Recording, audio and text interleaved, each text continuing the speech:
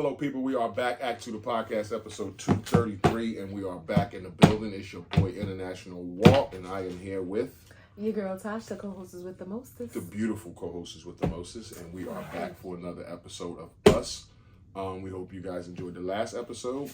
Pow! Here come the new one. Instagram, YouTube, TikTok, Facebook, Apple Podcasts, Spotify, iHeartRadio, Amazon Music, Pod Index, Podchaser, Google Podcast Player, FM, or the platforms. Let's get right to the show. Howdy doody. Howdy doody. How we bees? How we doing? I'm good. I'm good. I am. Mentally, I'm a 9. One meaner? Yeah. Wait a minute. And not that anything is wrong, counting down to some time off from work, some much needed time. So that's definitely much needed. Yeah, that's the only reason why I see that. It's making me yawn just thinking about it. Like, I'm not even like that tired right now. I'm just, tired. I ain't weary. I'm just time for some time off. That's all. We ain't had, little bump. I know it's going away. Actually, it was bigger yesterday. We had a day here, a long weekend here, but like some just. You just had a 4-day weekend. I know, just some concentrated time. We about to come up on the 3-day weekend. Getting up at that 3:30, that shit need to stop for a week. We're about to come up on the 3-day weekend. I might actually pull off a 5-day, but we'll talk about it. Whatever. I'm serious. Yeah, that shit. 5 days off and I don't get nothing. Finances, innate. Thank you, God, for all of your blessings. Thank you for allowing us to be a blessing to others. Speaking of blessings, your niece needs some money. Get on with the show. Come on, yeah. Stay on pace. Kids be whoosh. And then work is a 9. It's good. People. It's good. It's just the people, but it's good. But it's the people. Not the people that I service, but the people that work with me sometimes. Not the reach out tees. Yeah, the reach outers. And then physically, the reach out tees. Yeah, physically, I'm a 9. I feel good. Been getting my gym in, making myself proud. Hopefully, making my husband proud. Been doing my thing. But my body weary. My body is feeling it. That's the thing about the gym. It's like you feel good, you do your thing in there, and you just gotta live with the fact that you're gonna like walk funny. Like you just gotta live with the fact that. And sometimes when like you don't want to look weird, you gotta like suck it up and make yourself walk regular. And just take the pain. And inside you be like, Lord, my thighs. I don't want these people to think I got shit in my pants. Well, I gotta hurry up and get across this parking lot. It look like I'm turtling over here. Yeah, but it feels good. It hurt. I always say it hurts so good. Like that's what I tell myself. It hurts so good. It hurt, but it's good. But it hurt. So, how are you? I'm good. I feel good. Mentally, I feel like a 10. Just feel great in my head. I always feel good around you. Like it's the best person to be around and hang around. So I missed you today. Couldn't wait to see you today. What's next? Oh, finances is the 8. Thank you, God. Appreciate you a whole lot. Work is, I would say work's a 9. Started another job called NovaCare. Don't know what they do. NovaCare, that's rehab. Physical rehabilitation. They all over the place. Oh, that's right. That is right. Yeah, That is right. I'm about to say, I knew I heard the name. But yeah, they everywhere. So, doing NovaCare. Yeah. Damn. All day long, I thought about that. Like, what these people do. I know I heard this name before. Yeah. But that's beside the point. And last but not least, physically, you feeling amazing. I feel like a 10. You want to give him a show? No show. No show. No Show. I ain't that no belongs show. to me. No show. That belongs to me. I'm just saying no show. But he got a show if you want. Put that arm down. Put that arm down. But just feeling good in the gym. Lift something. Yeah, moving weights and getting it in. Slimming down, trying to get under the benchmark that I kind of plateaued at. So yeah, just trying to stay moving. But I feel fucking great. I look great. More importantly, I feel great. So that's what's up. Wows and woes, ups and downs, stops and goes, blacks and whites, niggas and whites. I would say I didn't have any woes, nothing negative. Just grateful, that there is nothing negative. Wow, I would say this weekend, this past weekend, had a little event with well, let me not belittle it. Had an event with one of my friends who is a new yoga instructor, and it just felt good to get the love from people, and in preparation for the event, leading up to the event, the love and the support. When you're a person like myself who is used to giving and not like wanting to, and when I say giving, I don't necessarily mean finance or anything like that, but just giving my time, my energy, my love, my kindness, because I want to. And it's not like I do it expecting anything from anybody except my husband, because that's the commitment that we made to each other.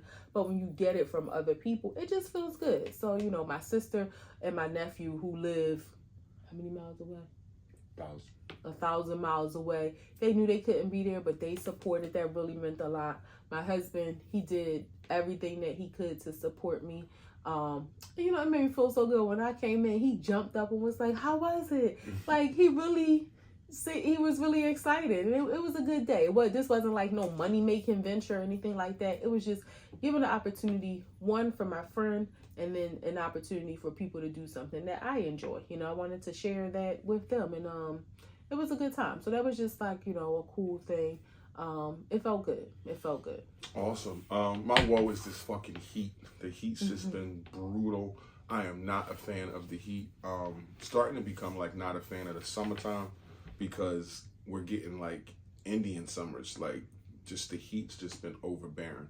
And me personally, the heat does something to me. It like pulls my energy from the top of my head. It feels like a hat. Are you staying hydrated? Yeah, but still, it just feels like the heat is grabbed on top of my head and wants to take me away, and I don't like it at all. Like, I don't like being in it. It's just too hot. 110 degrees in Philadelphia ain't normal. That's like shit that happens in Phoenix. But yeah, I ain't down with that. I felt like my tires was gonna melt. Yeah, that kind of shit. Like, one morning I was driving to work and my tire was just low for no reason. Like, it was just like, damn, the heat. Because when it's cold, that your air stays, but when it's humid outside, the air leaks out. But just paying attention to that shit, and just the car, when I got automatic start, so I can start my car and have like the air running. But it's just been hot. Like, hot. You come outside and the air you breathe in is just hot. I can't stand it. Yeah. My wow is, to piggyback on what she said, she had a little event that she was doing, and I don't like yoga. I go to the gym every day, so I'm not gonna say I don't like it. I'm just not a fan of yoga like she is. But it was good to see her put on a little, like she said, a little event for her friend. And I know she likes to do that type of stuff. Like, it's in her spirit now. Like, that's her ministry, to help and spread love and all that kind of stuff. So it was good to see something that she planned come to fruition, and me dip my hand in and help any way that I could. I even would have went you that in the morning if you needed me to. But it was just cool to see. Even when I asked you, like, why do you do this? Like, you had a great explanation. It was a great conversation about it. So I appreciated just seeing you fulfilling your purpose. I was super proud of you, and I couldn't wait till you got home to, like, I hope she don't come in the house like beat down, like, I ain't doing that shit no more. It was hot, it rained, like, it was just bad. But she pushed through it, and it worked out for her. And I'm super happy to see you smile like that, because the love and shit that you have given your friends and family over the years, you've always felt like, and I don't want to, this isn't anybody catching any strays, but you've always kind of felt like it can be one-sided at times. And it's good to see, like, me telling you, like, people appreciate you, people love you, like, you're going to get to a point where you're the one that people are going to look up to. And now I think that's the light that you're in. So people appreciate you and remember you, and and show up for you when you need them to. Yeah, So and that's I awesome received to that. see. I think too, I had to allow myself to be open to that. Yeah, I didn't think, want to say that because it was like, sometimes she be having a little shade to her and she don't be letting people in like that, not unless she know you. And she definitely don't want nothing from nobody. Yeah. But, when it's genuine, then it's like, okay. And part of it too was the fact of not trusting that people wouldn't let me down. So if I don't ask you for nothing, then you can't let me down. So being able to trust that people will reciprocate the love and the, whatever it is. And just trusting that God is going to, things won't work out the way it's supposed to. I really have been at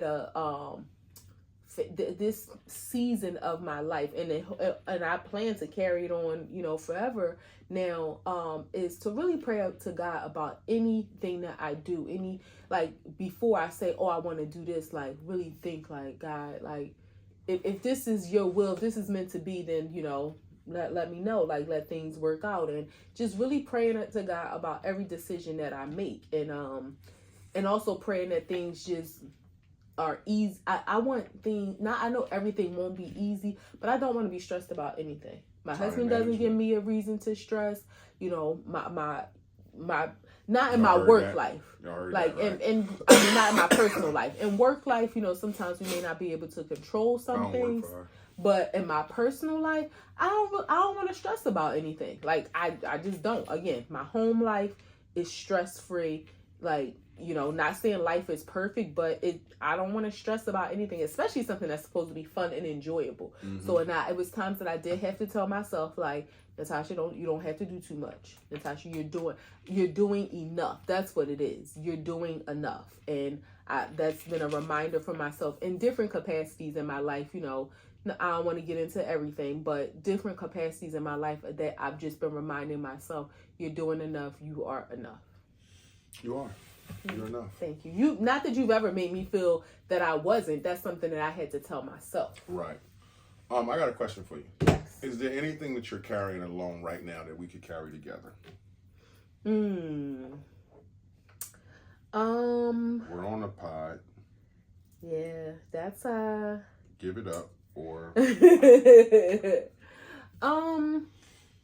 well, I'll say it was, and you have helped me in that sense. And it has helped to lighten the load, not to beat a dead horse, but we talked about Mother's Day and how those feelings and emotions resurface in a way that was unexpected. Mm-hmm. And I was trying to not hide it from you, but just not you call burden me with it. Yeah, it was all, but it almost was a little bit of shame of well, how did you let yourself get here again? Embarrassment, not that we ever are embarrassed, to each other about anything, but it was just girl, almost like somebody who end up in a bad relationship. Girl, you went back again. Spun a lot. Yeah, you spun a, how did you end up in your feelings like this again? And so that you have been helping me to carry where the load is very light at this point. So I appreciate that you did it in a way, not your typical tough love way.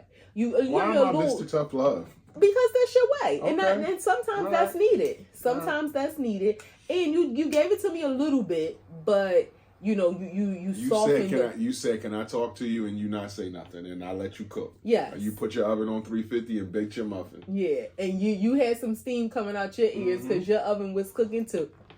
But yeah, that was just one of the things where you really helped. You really helped in that sense, and as a reminder of as a reminder to remember. Mm-hmm. To remember the tools that I have. So that has definitely been, something that you definitely been helping me to carry. And yes, I do fight with that. I don't want to burden you, thoughts in my head, but, you remind me that, my load, my load is your load to carry as well. Wow. Pause. My load is your load. What about you? Anything that you're carrying How did you word the question? Anything that you're carrying alone that we could carry together. Yes. I don't think I talk to you about just about everything. I don't talk to you as much about this relationship with my daughter. I don't know, like, it's not like I don't want to talk to you about it, but sometimes in the past, like when I have talked to you about it, you've just said things that I didn't want to hear.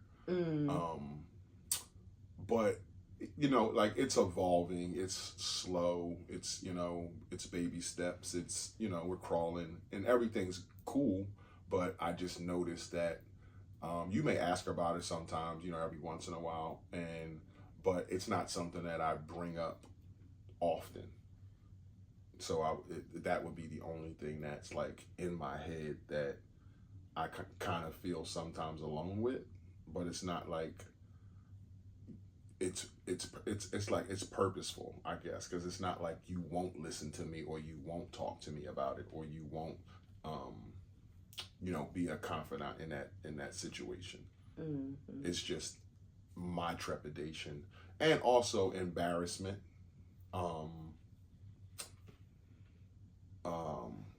scaredness, like just thinking like I don't want to fuck it up, you know what I'm saying? So yeah, it's all those things. When you say, okay, I've always felt like that as much as our lives are one and our lives are intertwined in every fiber, you know, except for like you going to the barbershop. I have a life. Yes, even your hairstylist, like that's my girl. Yeah. That's my girlfriend too. Hey Nadia. But you know, in 99% of your life, like our lives are intertwined in that way, and it's great. I love that we're friends in that way. But I do feel like you've always. That's been your life. Like, it's weird to even say my stepdaughter. Like, oftentimes I'll say my husband's daughter because it just always felt like that was something you wanted to keep to yourself.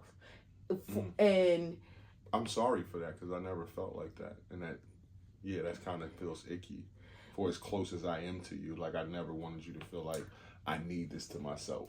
Well, so okay, a couple things. One, I know how you are, and I've sort of internalized it to be for protective reasons because I know how you always want to protect me. And in the past, when she and I when she was much younger, this is more than 10 years ago, just thinking about how old she is.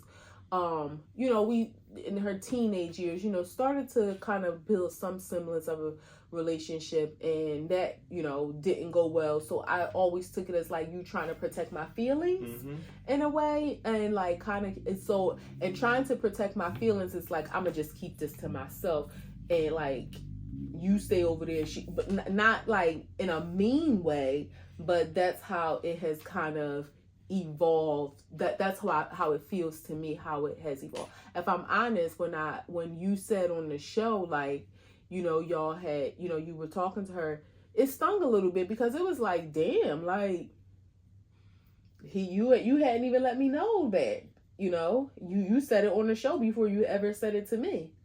So that kind of like stung a little bit. And I'll say I talked to my sisters about it because I asked their opinion, and they kind of said what you said, like maybe he's just afraid that you're going to give unsolicited advice or give opinions that, you know, maybe he don't want to hear, or he's just not ready to hear, or maybe he just and I think that was Sierra. Well, both of them kind of said the same thing, but Sierra was like, maybe that's just something he wants to hold for himself. Like, it's not necessarily something I want to hold for myself because I have talked to you about her, but not just. But I mean, in this season, because I know your relationship has had its ups and downs. Right. Like, and the crazy thing is when it was like y'all were extremely close. Like, y'all got hoodies with pictures and stuff on it, you know.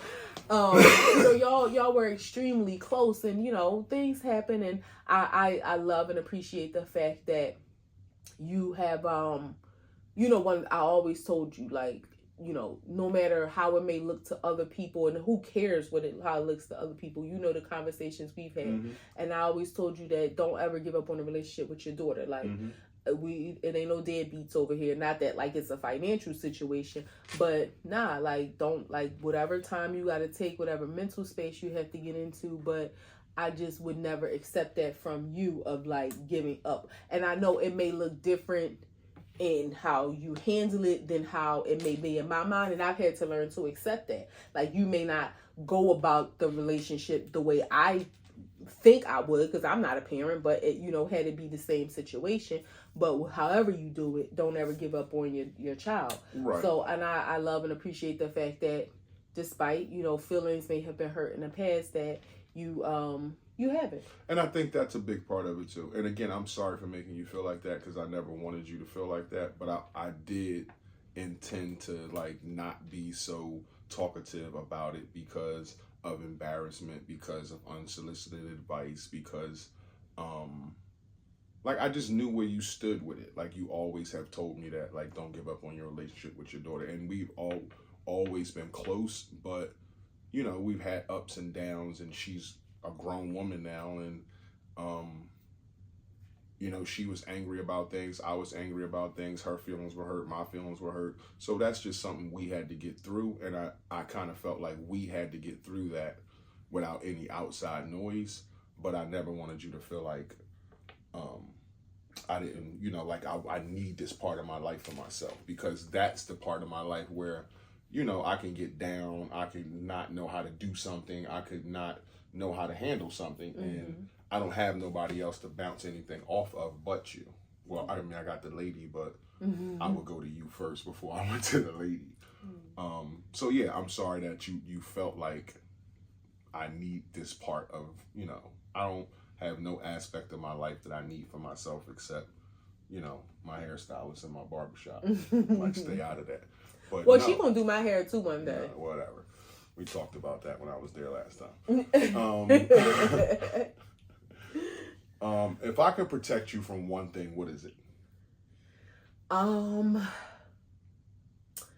Again, I think you already do. You protect me from you protect me from chaos. And when I say that, I mean, and that sound broad, but you protect me from chaos within our life, like personally between us, because you don't bring no drama. You protect me from chaos from others, because you keep me in check with reminding me of my boundaries if I kind of waver a little bit. And you don't let no foolishness like come around me. Like, you definitely. So you protect me from not having peace of mind, which is a great thing. I mean, it's a goal of mine as your husband. Yeah, besides like the physical protection and all of that, like, we're not always together, so I know, that may not always be an option. You make sure I keep that, thing on me. But and I'll pull up. But yeah, you protect me from not having from making sure that I don't not have peace of mind, if I'm wording that correctly. What about you? What do I protect you from? Or what? Yeah, what could I protect you from? What could you protect? Or what was I forget how you asked the question. What if I could protect you from one thing? What is it? So if you could protect me from one thing, so if you could protect me from one thing, it would be you living forever. That would be it. Yeah. That was deep. That would be it. And that's just probably as deep as I can get, because, I'll start bawling here. But, yeah, you living, forever. And I know that's not the case, but Jesus Christ. Yeah, that would be it. Well, when we go to heaven, we'll live forever together. Yeah. Somebody was watching a podcast today, and this dude said, I was spanked. He goes, I don't believe in the devil. And Lou goes, so what you think, is heaven in heaven? Yeah, if you believe in heaven, it gotta be in hell. Gotta be one or the other. Yeah. Oh, shit. Yeah. What's been on your mind that you haven't said out loud? Some tea? No, I always spill the tea with you. I haven't had any tea on my mind that I haven't said out loud. Well, I probably have said it out loud, but not like loud enough. But I want to go somewhere other than Jamaica. I love Jamaica, but we got God willing, we got some time coming up for your birthday. I know what we're gonna do for around our anniversary time, and we got so either Christmas or your birthday we gotta pivot. My birthday? I said Christmas or your birthday. Why my birthday? Because is my birthday. Like, well, I'm saying those are the two other. But I'm gonna want to be where I want to be because it's okay. Like I'm turning to Okay, so Christmas time we're gonna have to pivot. Like it's a whole big wild world. But I thought the tradition for Christmas was Jamaica. No, well, we don't know the tradition yet. It didn't have to be the same place, but it could be, any a place you pick that fair. You're comfortable with. It don't have to be the place I like. That's but fair. I thought the tradition was that country. The tradition was that we were going to go away for Christmas. It was that country. It was that country. Your birthday's swinging up. Yeah, but you said we couldn't go away for Christmas and then turn around and go away for my birthday again. Well, then that takes that off the table. But we do have got something in the works for maybe like mid-February. Gotta get the planning on that with my girl. What girl?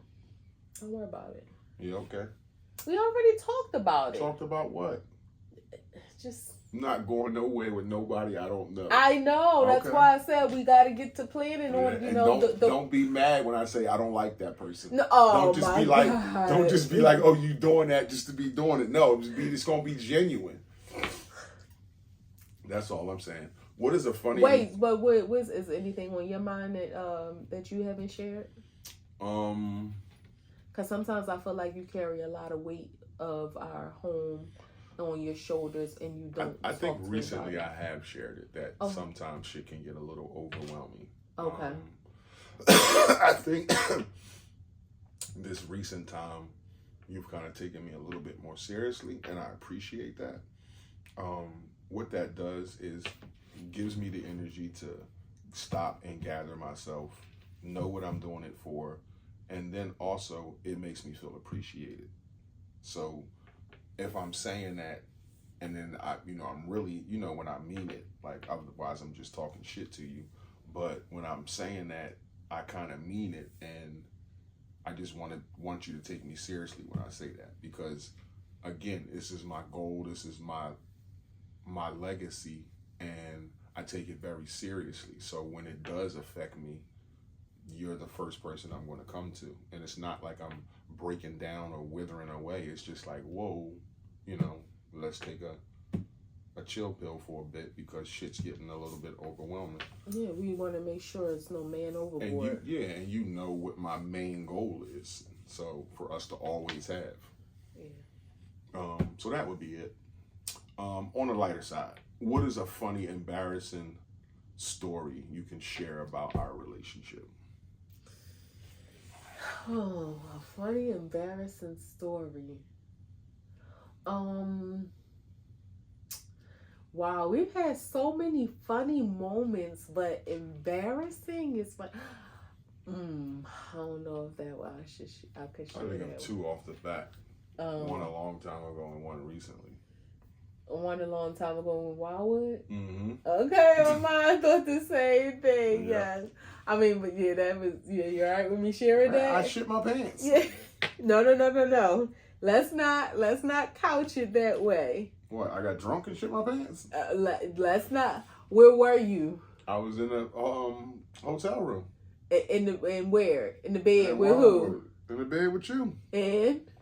My daughter. Yes. So this was like the one and only time that, this was 2002. Whole big family vacation to Wildwood, which ain't never happened since then and probably would never happen again. All his siblings, I don't think Gary came, but his three of his other 5 siblings, so whatever kids was born at that time, his mom, his daughter, this is when we drink alcohol. He drinking champagne. We, the way that this room was set up, I remember it was like 3 beds in the room. It was like one big room was like 3 beds and then some people were sleeping in the living room. And on the floor. Yeah. Like lots of people on the floor. Because I remember stepping over like 4 or 5 people to get to the bathroom. Yeah, so we in the bed, me, him, and his daughter in the middle of it. She was 4 years old at this time.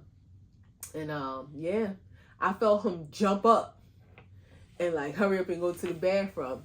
And it had to be like 5 o'clock in the morning. Like the sun was barely up.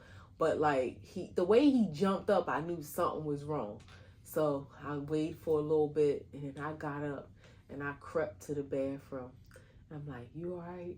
And she just knocked on the door like, and I handed you drawers. A hand came through with a pair of drawers. Yes. Like she just knew. I knew it. Did you smell it? No, I think just the way I don't remember that I smelled it. I think just the way you jumped up. You just thought he shit himself. Yeah. It wasn't like you just got up to go to the bathroom. The way you like jumped up was like, yeah, something just, it just happened. Yeah. What you say, what happened recently? When we almost went to jail. Oh, Mexico. Yeah, Mexico. Ain't never going back then. We was in Mexico. I hate that though. Like we almost went to jail. Because I really want to go to Cabo, and which is on the complete other side of Mexico. But it's just like if the culture is the same everywhere in Mexico, then they are bad to their tourists. Yeah, they just are. They're bad to our tourists. Yeah. I tried to buy some weed over there from a guy in a restaurant who was selling weed. He owned the restaurant, but he was selling weed outside the restaurant. So he takes us in the restaurant, takes us in the bathroom. Me and her standing side by side. He puts down some weed, some coke, and some pills. And I'm like, bro, chill with that shit. Just give me the weed. It's all I ask for. We buy the weed. We go eat. Go to the restaurant. We chilling. Pause, though. I tell him, yeah. I had, it was a lady, I had on a dress and I had on like a shaper, which, and she's a rider. She was like, listen, I don't want you holding that weed. We in Mexico. Give it here. I'm going to put it in my crouch. In my shaper. Like, it was on my hip. Like, yeah, the shaper going to hold it in tight. It was just like a ball of weed like that. Okay. In a sandwich bag. She puts it in there. We go eat, have the best dinner we had in Mexico. Like, we was eating bone marrow soup. The whole real 9 yards. Octopus. It was so beautiful. So good, lively place. Place had like 30-foot ceilings. Like it was just a dope restaurant. So we in there eating, we come out. It's like a fork in the road. So we got 2 ways. The way we came and then a different way. Which was like a main street, like tourists going back and forth. It's called Fifth Avenue. So we're like, all right, let's just go back the way we came. So we're walking. And it's these cops out there. They got these dogs, but these not German Shepherds. These are poodles and other fucking dogs. Bloodhounds. Bloodhounds. It might be a mutt-looking German Shepherd, but they not cop dogs. They just like dogs that they train. Well, they cop dogs now, but a fucking poodle would sniff something out and be like, hey, it's drugs here. And we were walking. We walked past the cop, and I guess the dog smelt it. And he did some type of action where the cop came back and grabs me, pulls me to the side, tells me, you got weed on you, pulls him to the side, like I'm on one side of the street, pulls him to the other side of the street. Yeah, you got weed on you, got vape on you, this and this and that. So I guess at this point they might not, they're paying attention to me, they don't see her, but she's a rider. She's from the streets. So she kind of just dips off. Like, I see what's going on with him. He don't have nothing on him. I got the stuff, but so I know he gonna be okay. But so let me dip off. So she dips off, goes down the street a little bit into another restaurant, uses the bathroom, ditches the product.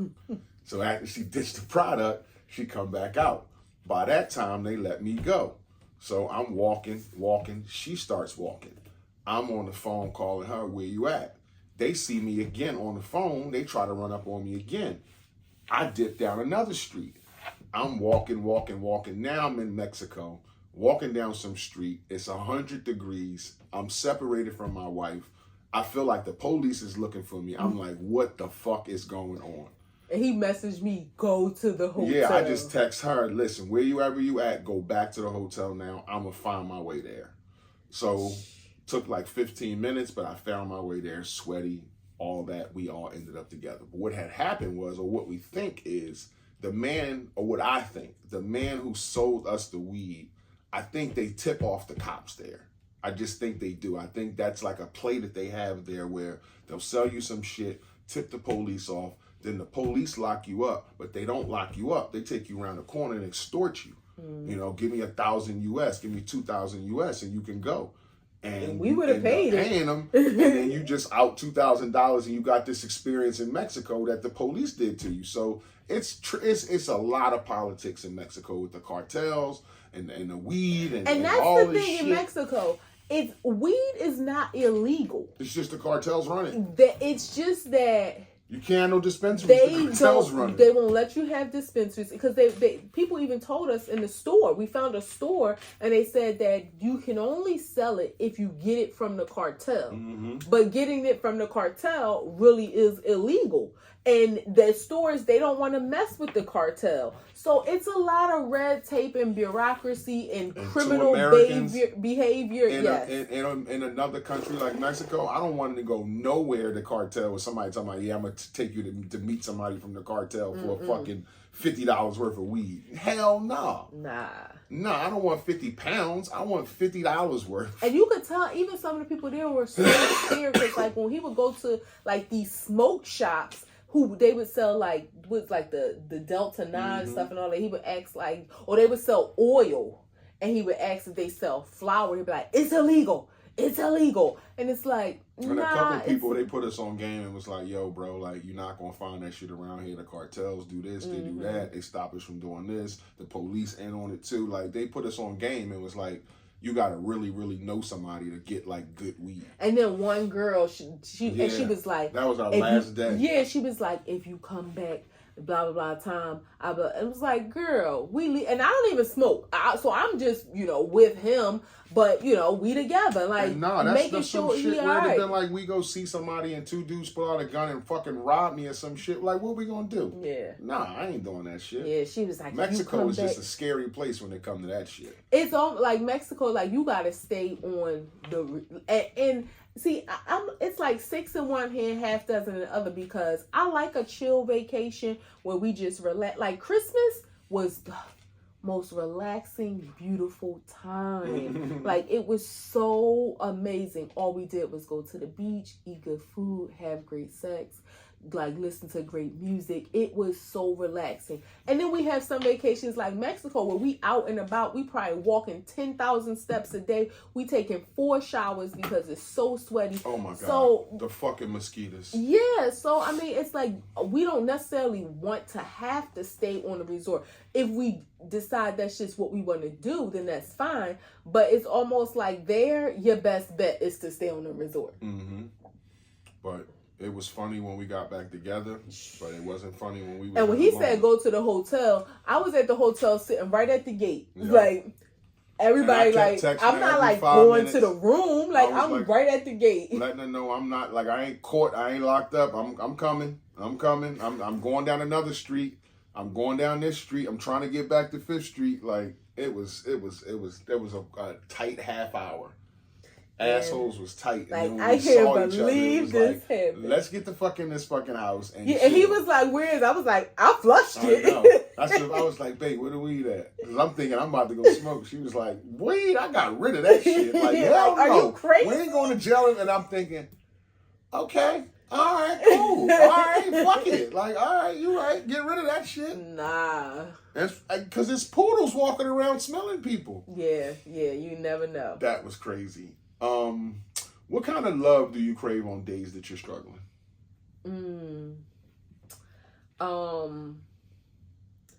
Supportive, quiet love.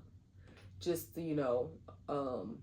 like laying on reassuring love. That's what it is. It's words. No, just laying on you, that back rub, that rubbing my hair, that reassurance of like that quiet reassurance, that unspoken reassurance of like your strong hands just on me. Just a reminder of, you got me. Physically, mentally, emotionally, you got me. What about you?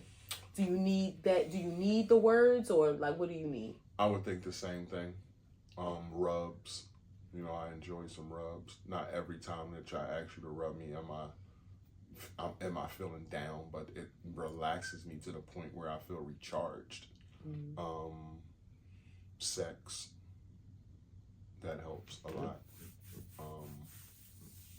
Yeah, that's about it.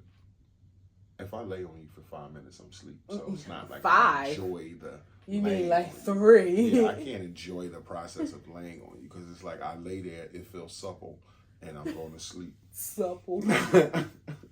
So, yeah, that's how I feel about that. Is there a way I could help you feel more grounded when things get chaotic? The other day, you What I did? and it wasn't that it was chaotic. We had a conversation about something that I was, just a small part of me was thinking about. I don't even want to say considering, but a small part of me was thinking about. Okay. And just now in that case, the God bless. thank you. The word, the affirming love, the verbal affirmations, that helps in the moments of chaos. That's kind of like when, and not like your tough love, but that's when not tough, when we actually but talking. Yeah, not like your tough love, but just your affirming love, your assertive love, your assertive reminders of who I am, what I am, why I am. Like, sometimes I need you to remind me of that. Like, I know, but, when things get chaotic and your mind gets distracted and you're not focused and your bandwidth is exceeded, that's helpful. What about you? Anything could feel more grounded when things get chaotic. Listening helps, letting me get my shit off my chest. I think asking in those moments, like bringing back asking, like, what are you looking for me? What do you want from this right now? Like, you just need me to listen, or do you want advice? That type of thing. I think that would help a lot more when things are chaotic, because I get frustrated and automatically think that I'm misunderstood or can't start to speak fast when I'm not given the time or platform to say what I'm trying to articulate. Oh, so, okay. So I wasn't thinking of it in the sense of being chaotic between us. I was thinking of just like the world being chaotic. Me too. Okay. Yeah, Okay. Me too. Yeah. All encompassing. 3 grams.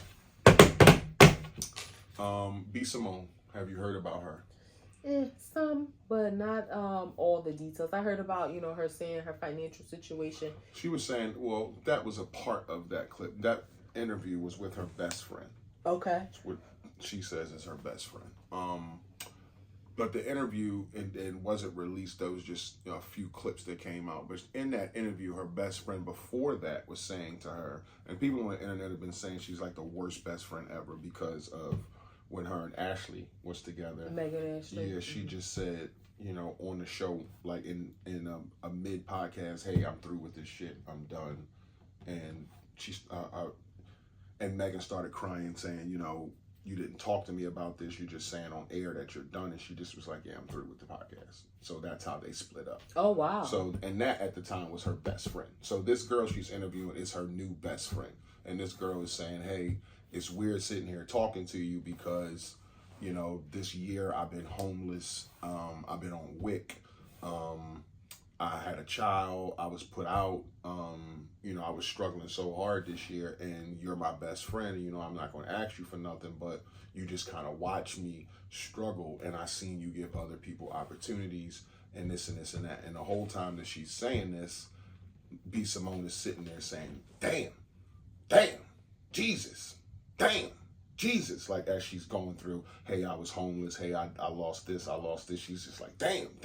So then she goes into her finances. and that's when she starts that shit. So that's what the rhetoric around the internet has been like, hey, look at this girl being the worst best friend ever. But just your thoughts on you trying to tell your story to your friend, and she's just sitting there saying, damn, Jesus, like, if you're my best friend, then obviously you knew that I was sleeping in a car. I was homeless. I didn't have this. I was on WIC. I was getting, I was going to the church or whatever, getting food, and you knew I wasn't eating. Like, why wouldn't you support your best friend, or at least make an opportunity for her to support herself? Yeah, because I was going to say, there's different ways to support people other than giving them money, right? Opportunity can put money in their pocket, and, you know, whatever connections you have, whatever, you know, maybe somebody needs a production assistant, or maybe somebody needs a intern, like whatever, to not want to help somebody in that way. I don't think the ball is in B. Simone's court. I think it's in the girl's court to assess who's her friends, because there's no way in the world that I would see like Toya being homeless. And don't get me wrong, there's certain limitations to certain things where, you know, people can't just move into your home, but you gonna find a way to make sure, like, we gonna have some conversations. If like, somebody's on the street, like, babe, we gotta do something. Like, so there's things that you can do to help people if you want to. And the whole her making comments like that, it made me think, I forget she comes, even though I don't think she's funny and I've never been a fan, like from that comedy world too. And it's like, girl, this ain't a comedic moment.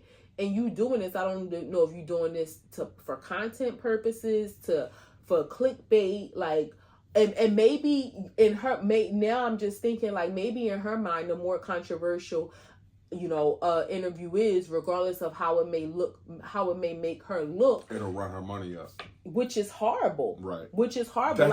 That's a bad fucking way to think. Yeah, but I wouldn't be surprised. If you're trying to manipulate the algorithm, then that's what that's something. And look at all the conversation. Look what we're talking about. Furthermore, the girl ended up getting on her feet, right? Getting on her feet, doing well for herself. She calls B. Simone to say, hey, I just got this.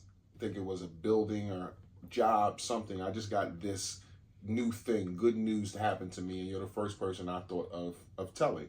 I just did this thing. I'm going to be great. I'm okay. Hung up. B. Simone calls her right back, she said, in 30 seconds, and says to her, I don't like the way I feel about what you just told me. And the girl says, what do you mean? And she goes, I don't know. I'm processing it in real time, but I don't like the way I feel. So I think, and the girl said, do you feel jealous? And she goes, no, because I don't want what you want. But I'm mad and angry that it's not together. Almost saying, I'm mad that you're doing it on your own and not with me. And like, isn't that some snake in the grass, slimy ass shit? And that can still be envy. Just because you don't want what somebody else wants doesn't mean that you're not envious that they're winning at what, like, it could be somebody who, you know, got drafted into the NBA and somebody else wants to go to medical school. Just seeing somebody win could create envy in somebody. So just because you don't want what she wants doesn't mean that you're not envious of her. You want success. Right. So whatever that success looks like for each of you, the goal is still success. So you do want what she wants. But for her to say, hey, I like to see us win together, it's almost like, but you didn't want to help me though. Yeah, and it's almost like I'm not in control of what your win. Like, I didn't help with your win, so I can't say I played a hand in it. So I feel like I'm angry, or I'm just going to tell my friend who tells me good news that now all of a sudden it's about me and I don't like how I feel. Like, what kind of vague ass shit is that to say to somebody? Like, how do you process that? I just told you good news and you're going to tell me I don't know how I feel about it. Friendship breakups is heartbreaking, just like romantic relationships. But people got to learn how to break up with friends.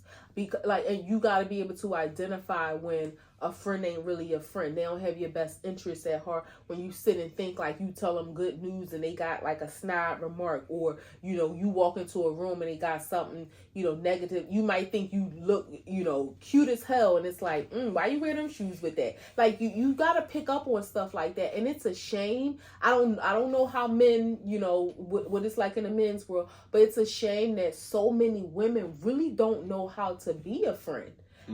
And being a friend may look different for different people, but do you think that's thrown around too much, that whole best friend thing? Because look at what happened with you and Megan, and now look at what happened with you and this person you're calling your best friend.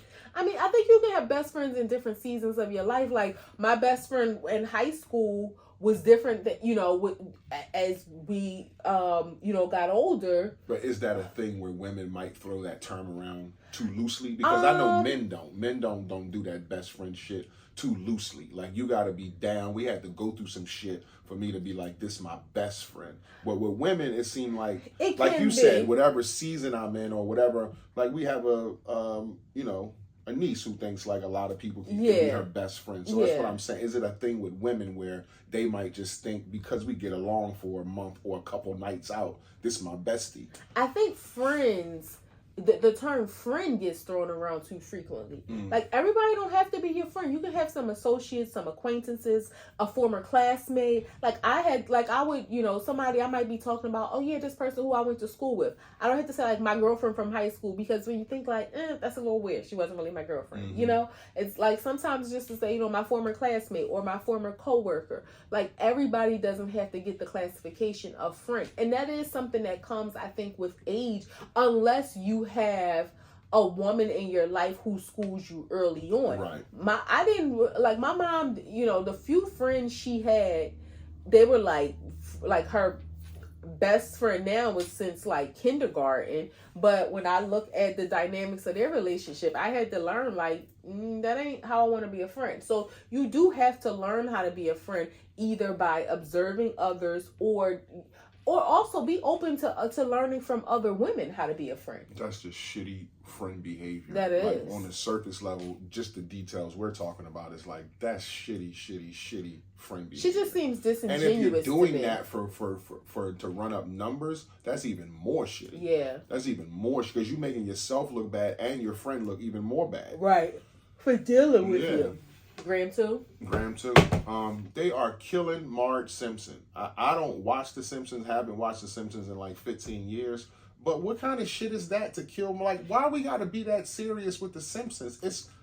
It's cartoons. Like, you gonna have people that been watching this shit since they was 5, who are 30 now, and gonna be like upset and crying over this. Can I tell you something? What? I thought The Simpsons been done. No, I didn't know going it still into the 37th year or some shit like that. I did not know The Simpsons still came on. Lisa is the NBA commissioner. Bart is in another state doing some shit. Homer is in a home, and they kind of like. I heard like they looking at like the future tense of what happened to Maggie, the little baby. I don't know what happened to Maggie. I mean, it makes sense, because they have, it has shown it up. It don't make sense. It's a cartoon. But Tom and Jerry never died. But what I'm saying is, it has shown you through their phases of life. It makes sense. But The Simpsons, I never took as like that kind of serious cartoon, like South Park or one of them where it was like, I don't know. That shit. But The Simpsons had like real life moments, like Bart had a bout with drugs and shit like that, and they dealt with that as a family. Really? Yeah, he was smoking weed and shit like that. Oh.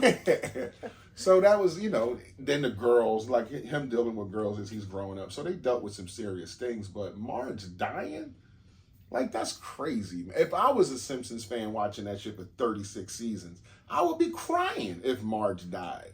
Like, that's not cool. Let me tell you though, Black people can't take nothing serious. I seen a comment where somebody was like, damn, Marge, you effed the city up with this one. I don't know about all that. But you know how they post that when somebody died. And I can imagine the RIPs and when the episode airs. RIP Marge. Damn Big Marge. Yeah. Damn Big Marge. RIP like that. No, I'm not. I'm just saying, as a fan of The Simpsons at one time in my life, like, you don't gotta kill the characters off. Like, enough's enough. It's 37 seasons. Just end it. Just end it. You ain't gotta end it with a funeral like some sad shit. That's crazy. Would you have felt the same if they killed Homer?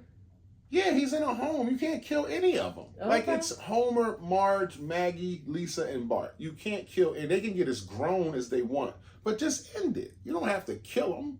Like, that's just such a negative way to take the cartoon out. Like, somebody gonna die. The matriarch of the family is gonna die. Rest in peace, Big Marge. That's crazy.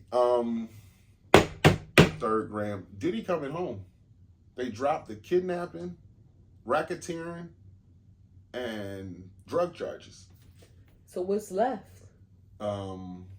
Prostitution and the guns, and some other shit. But those were the 3 RICO charges that was going to get them the 20 and 30 years.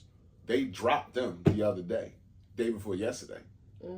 Well, this week. Yeah, the feds, like, they just dropped them, wrote the paperwork up and everything, and that shit was on the internet. Was like, hey, they dropped these 3 main charges. And I know charges. the defense didn't have any. They rest their case. Yeah, and I think they're looking for a verdict. They said in the next 8 to 10 days. Well, I mean. And so whatever time if you get like 3 years, it could be time served because he's almost been sitting for 2. Now, okay, let's say time served. He comes home. With everything that has been heard, how do you think this impacts his future?